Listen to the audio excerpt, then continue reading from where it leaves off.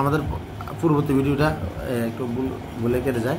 তো এরপর কি করে, তাহলে আমাদের দ্বিতীয় ভিডিও তো গুরুত্বটা কি বলতেছে, আমাদের বলতেছে যে ওই যে মনে আছে পানি খনিজ লবণকে কি করে, এই পানিটা খনিজ লবণকে দ্রবীভূত করে কোষে একটা রস বানায়, মানে কোষের ভিতরে যে পানিটা থাকে এটা কোষ রস, কি বলে কোষ রস।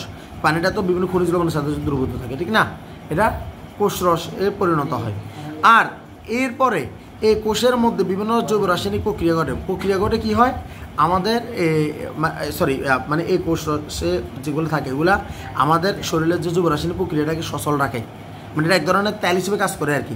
একটা মেশিন চলতে হলে তেল লাগে না, তো তাহলে আমাদের শরীরটা চলতে হলে আমাদের যে কোষের ভিতরে যে জৈব রাসায়নিক প্রক্রিয়াগুলো যদি সচল রাখতে তাহলে কী করতে হবে, এই কোষ রসটা পূর্ণ থাকতে হবে। কিন্তু পানি যদি সরে যায় এই কোষ রস কি পূর্ণ থাকবে না।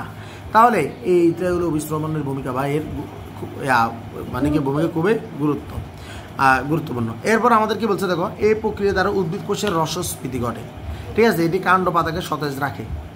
ফুলের পাপড়ি বন্ধ বা খুলতে পারে, ফুলের পাপড়ি যে বন্ধ হয় বা খুলে, এটা একটা মেশিনের মতো না, তাহলে এটা কেমনে করবো, এই যে আমাদের এই কাণ্ড পাতাতে যদি পানি না থাকে এটা কি ঘটবে না, তাহলে এটা থাকে। এছাড়াও অভিস্রবণের মাধ্যমে প্রাণীর অন্ত্রে খাদ্য শোষিত হতে পারে, আমাদের খাদ্য যে শোষণ এগুলা কিসের অভিস্রবণের মাধ্যমে হয়ে থাকে। এই অভিস্রবণ গুরুত্বটা কি বোঝা গেছে, এটা খুব ইম্পর্টেন্ট।